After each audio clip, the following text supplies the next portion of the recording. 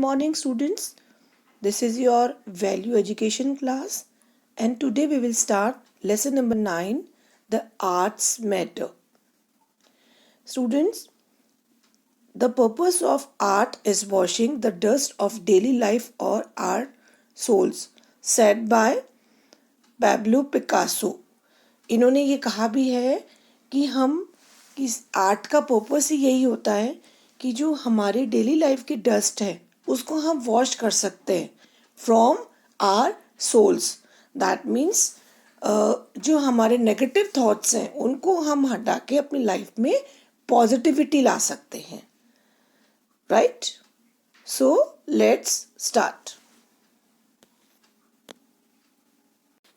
Students, have you seen a wall covered with worldly paintings, a pen stand made of paper mache, or a kalamkari painting, or dhokda statue, etc.? Yeah, have you seen someone in a jamdani or patola sari? These are styles of art and craft indigenous of India. Students, ये सब क्या है? Warli painting, papier mache etcetera, ये हमारी country के art and craft के styles हैं. Okay, India has always had a rich tradition of art and craft. India में हमेशा आर्ट एंड क्राफ्ट का एक ट्रेडिशन रहा है, handed down through generations of artisans and patronized by Indian ruler. Okay.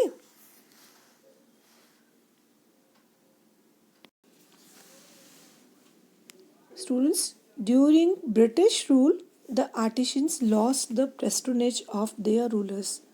That means जब British हमारी country में आए तो इन लोगों को जो हेल्प मिलती थी वो इनको मिलनी बंद हो गई.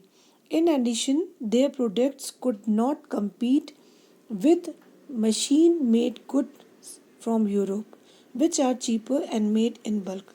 और साथ में क्या हुआ कि ये जो इनके प्रोडक्ट्स थे ये compete नहीं कर पाए. किसके साथ? Machine mades goods from Europe which are cheaper and made in bulk. उन गुड्स के साथ जो यूरोप से आए थे और मशीन मेड थे, मतलब हमारे जो प्रोडक्ट्स थे वो तो हैंडमेड थे और ये compete नहीं कर पाए किसके साथ? उन प्रोडक्ट्स के साथ जो मशीन मेड थे, यूरोप से आए थे और काफ़ी चीप थे और बल्क में आए थे.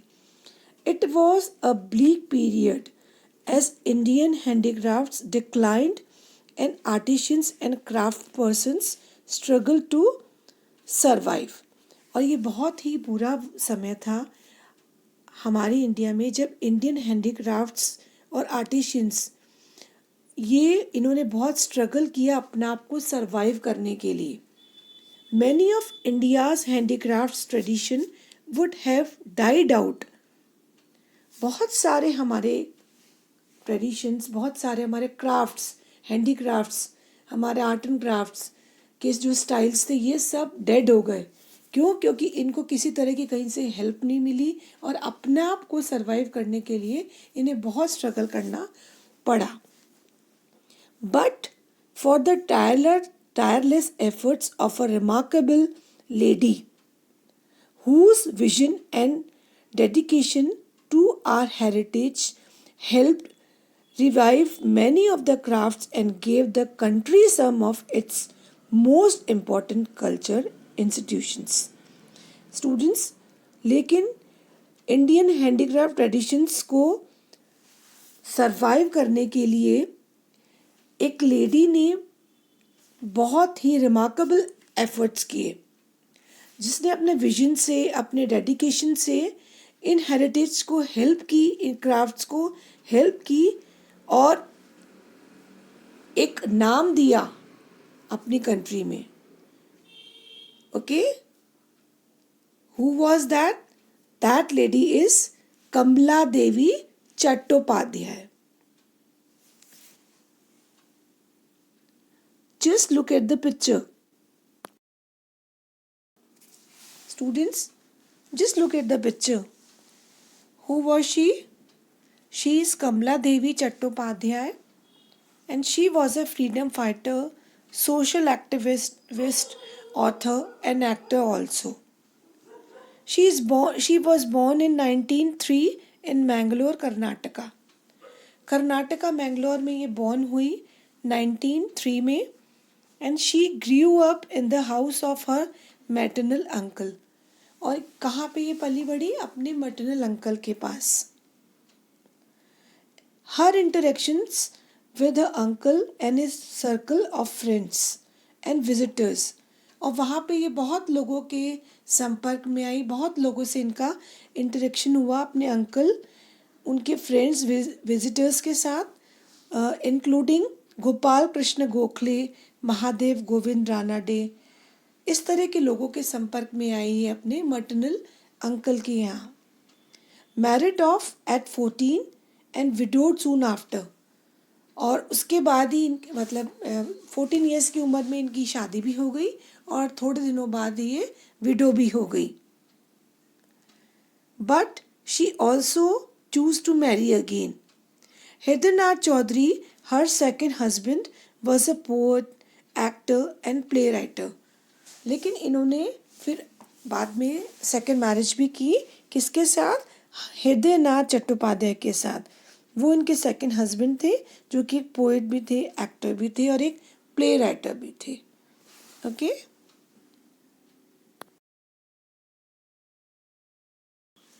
Students, in 1923, Kamala Devi joined the non-corporation movement led by Mahatma Gandhi. 1923 में कमला देवी ने नॉन कॉरपोरेशन मूवमेंट ज्वाइन किया जो लीड कर रहे थे Mahatma Gandhi. She also worked for women's equality and campaigned against child marriage. और चाइल्ड मैरिज के अगेंस्ट में भी इन्होंने काम किया और वुमेन इक्वलिटी के लिए भी वर्क किया. In 1930, she actively participated in Gandhi ji salt satyagraha. और गांधी जी के साथ इन्होंने 1930 में बहुत ही एक्टिवली पार्टिसिपेट किया सॉल्ट सत्याग्रह में and entered the Bombay stock exchange to sell the freedom salt made by the satyagrahis.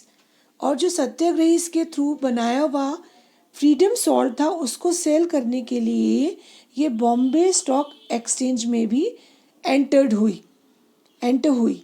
She was arrested and spend almost a year in prison. और फिर ये अरेस्ट कर ली गई और ये जेल में रही लगभग 1 ईयर तक. Kamala Devi travelled to several countries speaking about India's freedom movement and women's right.